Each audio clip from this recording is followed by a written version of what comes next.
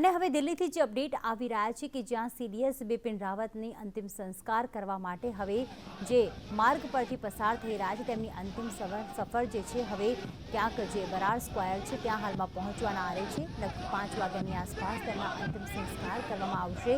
અંતિમ સફર પર હાલમાં સીડીએસ બિપિન રાવત અને સાથે તેમના પત્ની જે મધુલિકા રાવત છે તેઓ નીકળી ચૂક્યા છે. આપ જોઈ રહ્યા છો કે 17 તોપોની ત્યાં સલામી પણ તેમને આપવામાં આવશે અને જે તેમના અંતિમ જે મૃતદેહ જેમના નશ્વર દેહને જે ટેન્કમાં લાવવામાં આવ્યા છે, જે ટ્રકમાં લાવવામાં આવ્યા છે તેને સુંદર પુષ્પોથી પણ સળગાવવામાં આવી છે, જેને કહેવાય છે કે સેનાનું ડેકોરમ સાથે તેમના નશ્વર દેહને લાવવામાં આવી રહ્યા છે.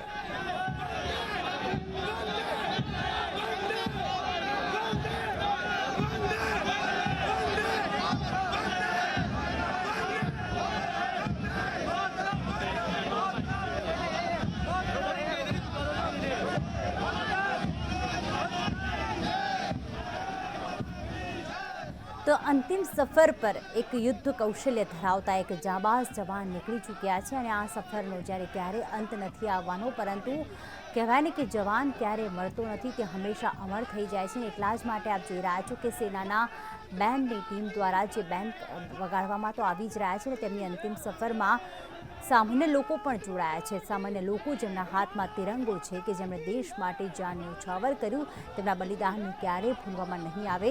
ભલે તેમનું અકસ્માતમાં મોત નીપજ્યું હોય, તેમનું નિધન થયું હોય, પરંતુ જે રીતે તેમણે ત્રણેય સેનાની સંકલન સાધવામાં, એકજૂથતામાં અને સાથે સેનાને અત્યાધુનિક કરવામાં જે પ્રયાસો કર્યા અને સાથે સાથે 43 વર્ષની કારકિર્દીમાં કહેવાય કે તેઓ જે કહેવાય સેકન્ડ લેફ્ટનન્ટ તરીકે જોડાયા હતા અને સીડીએસ તેમની જે સફર હતી, કારણ કે માત્ર 20 વર્ષની ઉંમરે તેમણે આર્મી જોઈન કર્યું હતું અને ત્યારબાદ 63 વર્ષની ઉંમરે તેમનું નિધન થયું છે. એટલે કે 43 વર્ષની તેમની કારકિર્દી રહી છે કે જેમણે ખાસ કરીને ચીન અને પાકિસ્તાન સામે લડવામાં એક મહત્વની ભૂમિકા ભજવી છે. ઉગ્રવાદીઓનો નાશ કરવાની વાત હોય કે પછી આતંકવાદીઓ સામે લલકાર કરવાની વાત હોય, તેમના આ બલિદાનને, તેમની આ સેવાને ક્યારેય ભૂલવામાં નહીં આવે. જો તેમની ઉપલબ્ધિઓની ખાસ વાત કરીએ તો તેઓ હંમેશા ઊંચાઈ પર જંગ લડવા માટે સક્ષમ રહેતા હતા. એટલે કે તેમનામાં એક એવી ખૂબી હતી કે ઊંચાઈ પર તેમને લઈ જાઓ, કેટલું પણ -ડિગ્રી તાપમાન હોય, પરંતુ તેઓ હંમેશા આ રીતે જ લડાઈ લડવામાં સક્ષમ હતા અને સાથે કાઉન્ટર ઇમરજન્સી ઓપરેશનના તેઓ નિષ્ણાંત હતા. હંમેશા કાઉન્ટર એટેક કરતા હતા અને એટલા જ માટે ક્યાંક તમામ લોકો જે છે આજે તેમની સેવા બદલ તેમને પુષ્પોથી નવાજી રહ્યા છે અને ખાસ જે કહેવાય ગન કેરેજ ઉપર તેમના નશ્વર દેહને હાલમાં તેમના નિવાસ સ્થાનેથી લાવવામાં આવી રહ્યો છે. બરાડ સ્ક્વેર ખાતે લગભગ 4 વાગ્યાની આસપાસ જે છે તેમનો નશ્વર દેહ પહોંચી જશે અને ત્યારબાદ અંતિમ સંસ્કાર કરવામાં આવશે. જ્યારે તેમના અંતિમ સંસ્કાર કરવામાં આવશે ત્યારે 17 તોપોની સલામી આપવામાં આવશે. 30 સેનાના જવાનો એટલે કે બેન્ડ દ્વારા જે છે એ ખાસ શોક ગીત ગાવામાં આવશે અને સાથે જ 800 જવાનો, જેમાં 3 પાંખનો સમાવેશ થાય છે, જેમાં નેવીના જવાનો હશે, એરફોર્સના જવાનો હશે અને આર્મીના પણ જવાનો હશે. સાથે જે તે સમય જે છે 3 પાંખના જે વડા છે તેઓ પણ ઉપસ્થિત રહેશે. એટલે કે આટલી મોટી હસ્તી અને કહેવાય કે આટલા જાબાઝ જવાન જ્યારે આજે આપણી વચ્ચે નથી રહ્યા, તેમ છતાં જે રીતે તેમની શાનદાર આખી સફર રહી છે, શાનદાર કારકિર્દી રહી છે, તે જ રીતે તેમની શાનદાર અંતિમ વિદાય પણ અત્યારે જોવામાં આવી રહી છે. લોકોની આંખમાંથી આંસુ જોવા મળી રહ્યા છે, અશ્રુભીની આંખે તેમને વિદાય આપવામાં આવી રહી છે. પરંતુ એક એવો પરિવાર કે જેમણે પોતાના માતા અને પિતા, તેમની 2 દીકરીઓ છે અને તેમણે માતા અને પિતા એક સાથે ગુમાવી દીધા છે, તેઓના મનમાં ક્યાંક ગર્વની પણ લાગણી છે, કારણ કે તેમના પિતાએ જે છે હંમેશા દેશની સેવા કરી છે અને પરિવારથી પણ વધુને દેશવાસીઓને પોતાના પરિવાર સમજ્યા છે. અજય યાદવ સતત અમારે અપડેટ આપી રહ્યા છે. अजय, बस थोड़ी ही देर में सीडीएस बिपिन रावत का अंतिम संस्कार किया जाएगा और बराड स्क्वायर के वहाँ तैयारियां भी अभी चल रही हैं. बताइए, उनके अंतिम संस्कार में आर्मी के, नेवी के और एयरफोर्स के जवान तो उपस्थित रहेंगे, लेकिन और कौन कौन उपस्थित रहेगा उनके परिवार समेत, और साथ ही साथ राजकीय राजनीति की जो हस्ती है वो कौन कौन उपस्थित रहेगा उनके अंतिम संस्कार में?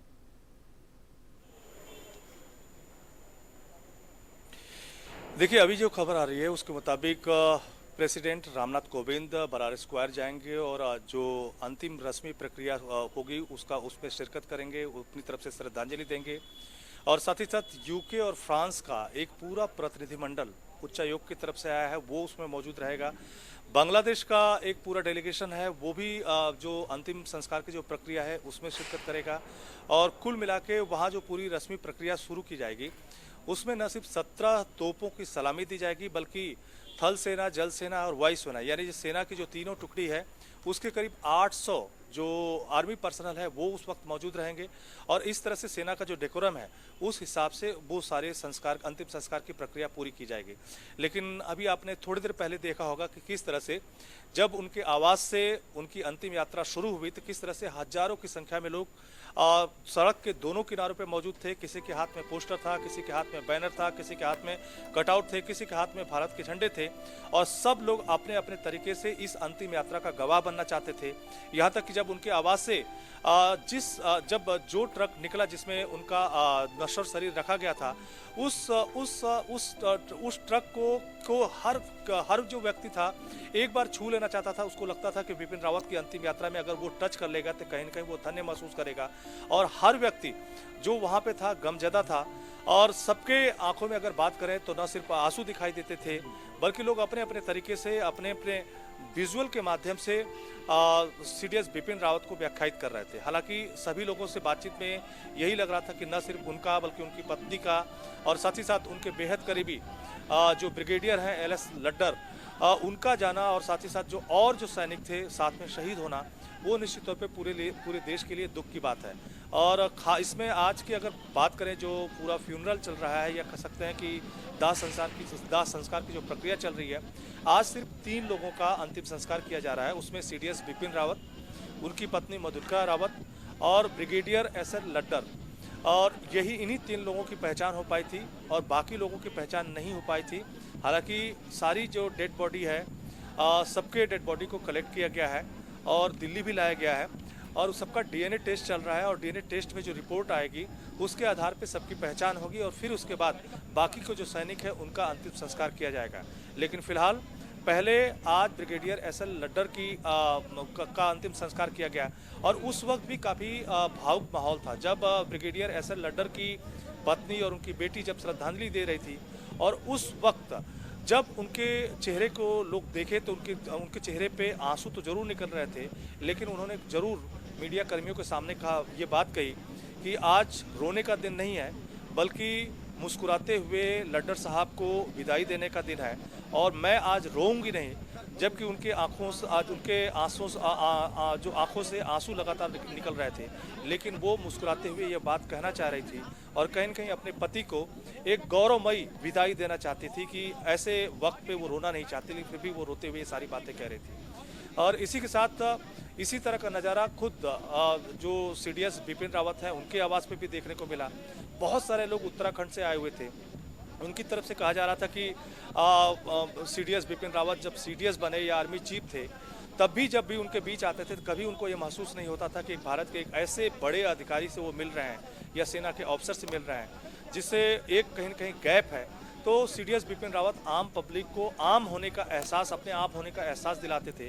इसी वजह से भी लोग उनको खासा पसंद करते थे, और ख़ास करके उनके खास पसंदगी या उनकी दीवानगी या उनमें हीरोशिप देखने की सबसे बड़ी वजह एक ये भी है कि इन दिनों भारत ने जो आक्रामक रुख अपनाया है, खास करके पाकिस्तान और चीन को लेकर के, और जम्मू कश्मीर के भीतर या उत्तर पूर्वी हिस्से में, आपको एक ये भी याद होगा कि म्यांमार में घुस करके भारत की तरफ से सर्जिकल स्ट्राइक की गई थी।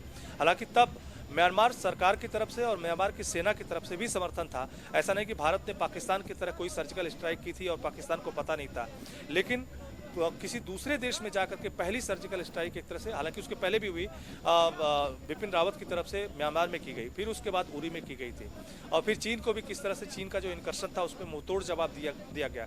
यहाँ तक कि जिन चोटियों पर चीन की तरफ से कब्जा किया गया था उन चोटियों को फिर से वापस भी लिया गया। बिल्कुल जी, और फिर उसके बाद कई दौर की बैठकें जारी रही, और उसमें चीन को भी धीरे धीरे ये समझ में आने लगा कि भारत कभी पीछे नहीं हटेगा। तो यही सब सारी चीजें हैं जिसकी वजह से बिपिन रावत का जो फ्यूनरल है, या कह सकते हैं कि जो अंतिम प्रक्रिया है, उसको लेकर के लोग भावुक हैं। पूरे देश में एक मातम का माहौल है। બિલકુલ, આખા દેશમાં માતમનો માહોલ છે। અમારા સહયોગી દેવાંશી જોશી પણ અમારી સાથે જોડાઈ ગયા છે। દેવાંશી, આજે તમામ અશ્રુભીની આંખે સીડીએસ જનરલ બિપિન રાવતને અંતિમ સફરમાં જોડાયા છે। ખાસ કરીને ભલે મનમાં એક દુઃખ હોય, આંખોમાં આંસુ હોય, પરંતુ તેમની બહાદુરીથી આજે દરેક દેશવાસીની છાતી ગજગજ ફૂલી જાય છે, અને ક્યાંક મનમાં એક આશ છે કે કાશ આ વખતે પણ 28 વર્ષ પહેલાં જે રીતે પાકિસ્તાનના ફાયરિંગમાં તેમને ગોળી વાગી હતી, 2015માં હેલિકોપ્ટર ક્રેશમાં પણ સદનસીબે તેમની જાન બચી ગઈ હતી, કાશ આ વખતે પણ સદનસીબ થયું હતું અને ભાગ્ય તેમનો સાથ આપ્યો હોત તો કદાચ આજે તેઓ આપણી વચ્ચે હોત. પરંતુ દેવાંશી, આજે આખા દેશમાં માતમનો માહોલ અને આ જાંબાઝની અંતિમ સફરમાં સૌ યુવાનો જોડાયા છે. બિલકુલ, આખો દેશ શોકમાં છે, પરંતુ સેના એ શોકમાં પણ શૌર્ય શોધી લે છે. આજે દરેકનું માથું ઉન્નત છે. ઊંચું રાખીને, આખું મસ્તક ઊંચું રાખીને અત્યારે સેનાના જવાન પોતાનો કાફલો આગળ વધારી રહ્યા છે. ઘેરી લેવામાં આવ્યું છે એમના જે એમનું મૃતદેહ છે, જે અત્યારે જે શરીર નશ્વર બની ગયું છે ને એમને લઈ જવામાં આવી રહ્યું છે એની વચ્ચે પણ. પરંતુ જે એક વાત અહીંયા સાબિત થાય છે કે જે રાષ્ટ્ર માટે સમર્પિત હોય છે, દેશ એના માટે સમર્પિત થઈ જાય છે. એમની કેટલી લોકપ્રિયતા છે, એમની કેટલી લોકચાહના છે એનું ઉદાહરણ અત્યારે દેખાઈ રહ્યું છે. જે અત્યારે અજય યાદવ પણ એમની આખી જે વાતો કરી રહ્યા હતા એ હવે માત્ર યાદોમાં છે, પણ એ કહાનીઓ, ઇતિહાસ યાદ રાખવાનો છે. એ કહાનીઓ પેઢીઓની પેઢીઓ સુધી સંભળાતી રહેશે. લોકો કહેતા રહેશે, સેનાના જવાનો પોતાના પરિવારને ઉદાહરણ આપતા રહેશે, કારણ કે દેશના પહેલા CDS બિપિન રાવત. અને અત્યારે આ કોઈ પણ સેના માટે પણ આવો પહેલો અવસર છે કે જ્યારે એમણે આ રીતની પ્રક્રિયામાંથી પસાર થવું પડે છે, કારણ કે એ દેશના પહેલા CDS હતા. 800 જવાનો, 17 તોપોની સલામી એમને આપવામાં આવશે અને દરેકે દરેક જે આંખો છે ત્યાં, ખાસ તો જે સેનાના અધિકારીઓની આંખો છે, એ આજે પણ એમાંથી, એ શોકમાંથી પણ એ સંદેશ લઈ રહી છે. એમની આંખોમાં આજે પણ એ સન્માનની લાગણી દેખાય છે અને દેશવાસીઓની જે પ્રતિક્રિયાઓ સવારથી આવી રહી છે અને છેલ્લા 2 દિવસથી જે રીતનો આખો ઘટનાક્રમ રહ્યો છે, લોકો પહેલા દિવસે જે આશામાં હતા એ આશા તો સાચી ન નીવડી, પરંતુ એના પછી CDSને જે રીતે યાદ કરવામાં આવી રહ્યા છે, બિપિન રાવતની જે શૌર્યની કહાનીઓ યાદ અપાવવામાં આવી રહી છે, એ દ્રશ્યો વારંવાર યાદ આવી રહ્યા છે. એમના ભાષણમાંથી, એમના સંબોધનમાંથી એક એક શબ્દ સેનાના જવાનો યાદ કરી રહ્યા છે. અને જ્યારે દિલ્હીના જે કેન્ટોનમેન્ટ છે, દિલ્હી કેન્ટોનમેન્ટ, એના બરાર સ્ક્વેરમાં એ પહોંચશે ત્યારે એ ભૂમિ જે ભસ્માંકિત ભૂમિ થઈ છે, જ્યાં રાખ પડવાની છે આપણા દેશના જવાનની, આપણા દેશના વીરોની, એ વીરોની રાખ છે. અને એ રાખ પણ સંદેશ આપવાની છે. એ જમીન એટલા માટે પવિત્ર છે કારણ કે એના પર રાખ પડવાની છે આપણા દેશના વીરની, આપણા દેશના જવાનની. અને એટલા માટે એ જે અદમ્ય સાહસનો માહોલ આજે પણ દેખાઈ રહ્યું છે, શોકની વચ્ચે પણ શૌર્ય કેવી રીતે બતાવવું, એ સેનાના જવાનો બહુ જ સારી રીતે જાણે છે. અને આખા રસ્તા પર જ્યારે એમની અંતિમ ચાલી રહી હતી એમની અંતિમ સફર, ત્યારે જે રીતે નાગરિકો સાથે ચાલતા હતા, દેશનો સામાન્ય માણસ, દરેક લોકો જે રીતે એમને ઓળખે છે, કદાચ એકદમ સામાન્ય માણસે બિપિન રાવતને નહીં જાણતો હોય, પણ એમના શૌર્યની કહાનીઓ એ વ્યક્તિ સુધી પહોંચેલી છે. એ કહાનીઓ આજે ફરીથી જીવતી થઈ રહી છે. પ્રીતિ, બિલકુલ દેવાંશી, ચોક્કસથી આપણે કહેવાય ને કે આપણો ભારત દેશ છે ને તહેવાર પ્રિય છે. દરેક તહેવાર આપણે આપણા કુટુંબ સાથે ઉજવતા હોઈએ છીએ, પરંતુ આ ભારતીય જવાનો, જેમાં CDS બિપિન રાવત પણ આવી જાય છે.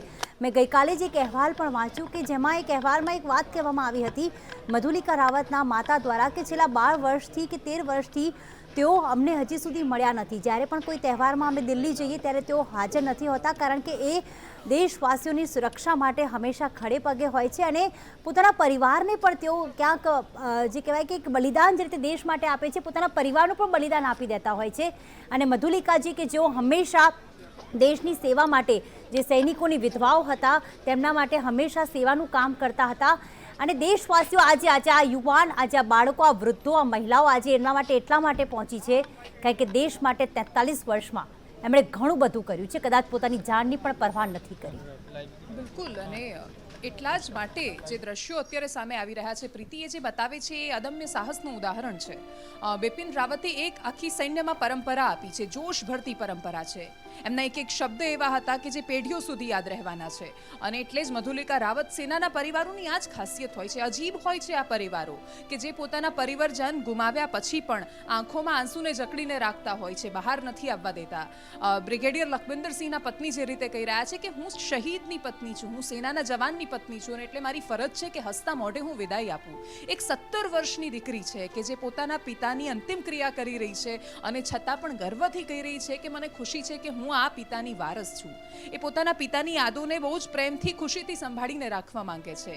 એ પત્ની છે કે જેમના હાથમાં જ્યારે એ તિરંગો લપેટાઈને આવ્યો હતો એમનો મૃતદેહ, અને એ તિરંગો જ્યારે એમને આપવામાં આવ્યો ત્યારે એ છાતીએ વળગાડી દે છે. છાતી સરસો એમનો ફોટો ચાંપે છે, એને ચૂમ્યા કરે છે અને એમની યાદોમાં એ લોકો ખોવાઈ જાય છે. અને એ યાદોમાં ખોવાતા છતાં એમને ખબર છે કે એમનો પરિવાર દેશ માટે ત્યાં કુરબાન થયું છે. આ લોકો એવા છે જેમણે જીવન પર્યંત દેશની રક્ષા કરી છે, દેશની સેવા કરી છે, અને એટલા માટે આજે પણ દેશાભિમાન એમના માટે સર્વોચ્ચ છે, સૌથી ઉપર છે. અને એમના પરિવારની વાતોમાં પણ એ વારંવાર છલકાય છે. બિપિન રાવતની વાત હોય, કોઈ બ્રિગેડિયરની વાત હોય, કોઈ સિપાહીની વાત હોય, દરેક પરિવારો એવા છે કે એ પરિવારોને પોતાના દીકરા, પોતાના પિતા, કોઈને પોતાના પતિ, એ બધું જ ગુમાવ્યાનું દુઃખ છે. પણ એમને ખબર છે કે અમારાથી પહેલાં એ મા ભારતીના સંતાન હતા, મા ભારતીના લાલ હતા, અને એટલા જ માટે એને સપૂત તરીકે યાદ રાખે છે. કોઈ સામાન્ય પરિવારનું ગજુઆ છે જ નહીં. કોઈ પણ સામાન્ય પરિવાર, કોઈ પણ પત્ની પોતાના પતિને આ રીતે વિદાય નથી આપી શકતી જે રીતે સેનાના જવાનની પત્ની આપતી હોય છે. અને એટલે જ્યારે એ લોકો વાત કરતા હોય છે, એમનો અવાજ ધ્રુજી જાય છે, પણ એમનું શરીર એ હંમેશા આંખમાં આંસુને જકડીને રાખે છે, બહાર નથી આવવા દેતા. આ જે તાકાત હોય છે એ એમનામાં આપોઆપ આવી જતી હોય છે. જ્યારથી એ સેનાના પરિવારની સાથે જોડાતા હોય છે ત્યારથી જે વાતાવરણમાં આવતા હોય છે. અને બિપિન રાવતની અંતિમ વિદાય એ સાબિત કરે છે કે જે જવાન દેશ માટે સમર્પિત થાય છે, દેશની લાગણી એ લોકો માટે સર્વોચ્ચ હોય જ છે હંમેશા. અને એટલે દરેક સામાન્ય માણસ, કેટલાય લોકો કદાચ એમને ખબર નહીં હોય બિપિન રાવત કોણ છે, એમણે જોયા નથી, પણ છતાંય એ આંખોમાં એક ક્ષણ માટે જ્યારે એમણે આ દુર્ઘટના વિશે સાંભળ્યું ત્યારે એ કંપી ગયા હશે, એમની આંખોમાં આંસુ આવ્યા હશે. એટલા માટે એ અશ્રુભીની વિદાય છે, કારણ કે એમને ખબર છે કે આ વ્યક્તિ પોતાની જિંદગીના મોટા ભાગના વર્ષો એણે દેશની સેવામાં ગાળ્યા છે. દેશનો સામાન્ય માણસ, બધા જ લોકો તહેવારોમાં મસ્ત હતા. કોઈક લગ્નમાં મહાલતું હશે, કોઈક મેળાઓમાં હશે, કોઈક પોતાના પરિવાર સાથે ફરવા ગયું હશે, પણ એ સુરક્ષાની ભાવના ત્યારે આવે જ્યારે આપણને ખબર હોય કે કોઈક આપણી સુરક્ષા માટે સરહદ પર તૈનાત છે, કોઈક આપણી સુરક્ષા માટે ઓફિસમાં રહીને કામ કરી રહ્યું છે, કોઈક છે જે દેશની સરહદોની સુરક્ષા કરે છે, કોઈક છે જે દેશની આંતરિક સુરક્ષા કરે છે, અને એના કારણે દેશ સુરક્ષિત છે. અને એટલા માટે એ જે ભાવના, એ લાગણી એ સ્વાભાવિક છે. આ દ્રશ્યો પણ સ્વાભાવિક છે એટલા માટે, કારણ કે આ દેશના સર્વોચ્ચ જવાનની વિદાયના દ્રશ્યો છે, એક સર્વોચ્ચ પદની વિદાયના દ્રશ્યો છે. અને એ પદ પર પહેલાં જ્યારે જેમણે પોતાનું કર્તવ્ય નિભાવ્યું એ CDS બિપિન રાવત હતા. એમની એક એક કહાનીઓ આવનારી પેઢીઓને વારંવાર પ્રેરણા આપવાની છે, આપણને હંમેશા યાદ કરાવવાની છે કે આ એ લોકો છે કે જેમણે આપણા દેશને મજબૂતી આપી છે, જેમણે જોશ આપ્યું છે. અને એટલે સામાન્ય માણસો એમની સાથે જઈ રહ્યા હતા. થોડી જ વારમાં જ્યારે એ પહોંચશે, એમનો મૃતદેહ અને પંચમહાભૂતોમાં એમનું શરીર વિલીન થશે, અને ત્યારે જે રાખ આવશે એ રાખ પણ સંદેશો આપશે. 17 તોપ અને 800 જવાનો સાથે સલામી આપવાની છે જનરલ બિપિન રાવતને. એની તૈયારીઓ થઈ છે, અને ત્યાં જે લોકો હાજર છે, અને જ્યારથી એમણે આઘાતજનક સમાચાર સાંભળ્યા અને પછી જે રીતે આખા વિશ્વમાંથી જે પ્રતિક્રિયાઓ સામે આવી, આખી દુનિયાના સેનાના જવાન હોય, સેનાધિપતિઓ હોય, કોઈ પણ જે એમ્બેસેડર હોય, બધા જ લોકો જે રીતે પ્રતિક્રિયા આપતા હતા, દરેક માધ્યમથી પ્રતિક્રિયા આપતા હતા, એ બતાવતું હતું કે CDS બિપિન રાવતની લોકચાહના, લોકપ્રિયતા અને એમના વિશેની જાણકારી આખા વિશ્વમાં ફેલાયેલી હતી. લોકો એમની યુદ્ધ પદ્ધતિથી, એમની કાર્યશૈલીથી પ્રભાવિત હતા, અને એ પ્રભાવ દેખાતો હતો. દિલ્હીના બરાર સ્ક્વેરથી આ જે દ્રશ્યો સામે આવે છે, આ દ્રશ્યો દેશને પીડા આપી રહ્યા છે, પણ એ પીડાની સાથે સેના માટે બહુ જ મોટો સંદેશ છે. આ સેના આજે પણ પોતાની કર્તવ્ય નિષ્ઠા સાથે, એ અદમ્ય સાહસ સાથે ત્યાં ઊભી છે. સેનાના 800 જવાનો છે જે અંતિમ વિદાય આપવાના છે, અને આ મધુલિકા રાવત એમનું ઉદાહરણ પણ વારંવાર અપાશે, કારણ કે આપણે હંમેશા સેનાના જવાનોને તો યાદ કરીએ છીએ, પણ એ પરિવાર કે જેના કારણે સેનાના જવાનો આટલી અદમ્ય ભાવના સાથે સરહદ પર તૈનાત હોય છે. સૌથી વધારે જો બલિદાન કોઈ આપતું હોય સેનાના જવાનની સાથે, તો એમનો પરિવાર આપતો હોય છે, કારણ કે આપણે તો મા ભારતીના સપૂત, જય હિન્દ એવું કહીને એમને ભૂલી જઈએ છીએ, પણ એ પરિવાર માટે ક્યારેય એ ખોટ પૂરી નથી થતી. અને એટલે જ્યારે બ્રિગેડિયર લખવિંદરસિંહના પત્ની કહી રહ્યા હતા, એમણે કહ્યું હતું અમારે આખું બહુ જ લાંબુ જીવન બાકી છે જીવવાનું, અને એ જીવન એમણે એમના વગર જીવવાનું છે. એની એ જે પીડા છે એનો અહેસાસ એ પરિવારોને હોય છે, અને છતાં પણ હસતા હસતા વિદાય આપવાની છે. આ જે વાત છે એ આખા દેશ માટે આનાથી એટલા માટે પ્રેરણા મળવી જોઈએ, અને ખાસ તો આવનારી પેઢીઓએ આ દ્રશ્યો ખાસ જોવાના છે. આજની પેઢીઓએ સામાન્ય નાની વાતમાં, રાગ દ્વેષમાં ફસાયેલા આ દેશના નાગરિકોએ હંમેશા એ વાત યાદ રાખવાની છે કે નિસ્વાર્થ ભાવે દેશની સુરક્ષા કરી રહેલા આ જવાનો છે, એ આપણને શીખવે છે કે આપણે પણ આપણા દેશને આવી જ રીતે નિસ્વાર્થ પ્રેમ કરવાનું છે. દરેક લોકો સરહદ પર નથી જઈ શકતા, પરંતુ કોઈક મધુલિકા રાવત અને કોઈક બિપિન રાવત છે, કોઈક બ્રિગેડિયર લખવિંદરસિંહ છે, કોઈ સ્ક્વોડ્રન લીડર કે સિંહ છે. આ બધા જ એવા નામ છે કે આ બધા લોકોના કારણે આપણે સુરક્ષિત છીએ. એક 17 વર્ષની દીકરી પોતાના પિતાને ગુમાવીને પણ જ્યારે હસતા હસતા વિદાય આપે છે, અને એ કહે છે કે હું આખી જિંદગી એમને ખુશીથી યાદ કરવાની છું. એની પાસે પોતાનું બહુ જ લાંબુ જીવન બાકી છે, અને આખું જીવન એમની સાથે ખાલીપો રહેવાનું છે, અજંપો રહેવાનો છે. અને એટલા જ માટે આ બધા જ દ્રશ્યો દરેક લોકોએ હંમેશા પોતાની આંખોમાં કેદ કરી લેવા પડશે, યાદ રાખવું પડશે જ્યારે પણ દેશહિતથી બીજી કોઈ ભાવના આપણા પર ઉપર હાવી થતી દેખાય. CDS બિપિન રાવતની અંતિમ ક્રિયાના હવે થોડો જ સમય બાકી છે અને એના દ્રશ્યો દિલ્હીના બરાર સ્ક્વેરથી સીધા આવી રહ્યા છે. ત્યારે 17 તોપની સલામી સાથે દેશના જાંબાઝને, દેશના જોરાવરને જ્યારે વિદાય આપવામાં આવશે ત્યારે દેશના દરેક નાગરિકોની દરેક આંખનો એક ખૂણો ભીનો હશે, પરંતુ સાથે જ સેનાના સાહસને બિરદાવતો હશે આ દેશ. કારણ કે આ દેશને ખબર છે, આ દેશના દરેક સામાન્ય માણસને ખબર છે કે એની સુરક્ષા આ બલિદાનોથી છે. આ લોકોના કારણે દેશ આજે સુરક્ષિત છે. અને એટલે જ હેલિકોપ્ટર ક્રેશમાં જે જવાનો શહીદ થયા છે એમને અંતિમ વિદાય આપવામાં આવી રહી છે, અંતિમ સલામી આપવામાં આવી રહી છે. અને તોપમાંથી નીકળતો એ એક અવાજ આ દેશના દુશ્મનોને ફરી એકવાર એ સંદેશ આપશે કે આ દેશ આજે પણ એક અભેદ્ય કવચથી ઢંકાયેલો છે. કારણ કે જે દેશના જવાનોની શહીદી પર હજારો લોકોનું, લાખો લોકોનું ટોળું જ્યારે રસ્તાઓ પર આવતું હોય ત્યારે દરેક લોકોએ યાદ કરી લેવાની જરૂર છે કે આ દેશ પોતાના સેનાનીઓને, આ દેશ પોતાના શૂરવીરોને ખૂબ પ્રેમ કરે છે, ચાહે છે. બિપિન રાવતને આ દેશ પ્રેમ કરે છે, બ્રિગેડિયર લખવિંદર સિંહને આ દેશ પ્રેમ કરે છે. અને એટલા માટે જે દેશ પોતાના જવાનોને દિલોજાનથી ચાહતો હોય છે એ દેશનું કોઈ જ કશું નથી બગાડી શકતું. દરેક ઘટનામાં શૂરવીરતા અને દેશ માટેનો પ્રેમ હંમેશા છલકાઈને આપણી સામે આવે છે. અને આજના દ્રશ્યો પણ સંકેત છે, સૌથી મોટો સંદેશ છે. આ ઋણ છે દેશવાસીઓના માથા પર.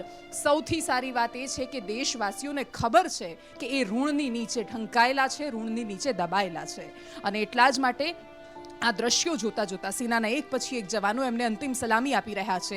બાંગ્લાદેશના પ્રતિનિધિ ત્યાં હાજર છે, રાષ્ટ્રપતિ રામનાથ કોવિંદ ત્યાં પહોંચવાના છે, દેશના દરેક રાજનેતાઓ ત્યાં ઉપસ્થિત છે.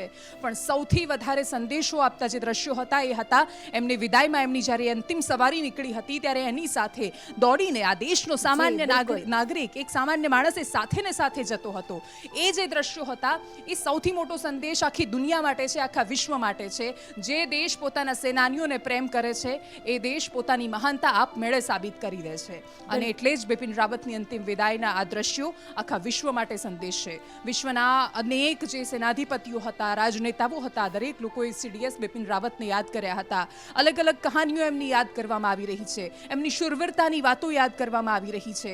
એક પછી એક એવા દ્રશ્યો સામે આવે છે, કહાનીઓ સામે આવે છે, એવા શબ્દો સામે આવે છે કે જે પેઢીઓને પ્રેરણા આપે છે. પણ એ પ્રેરણાની સાથે સેનાનું અદમ્ય સાહસ પણ દેખાઈ રહ્યું છે.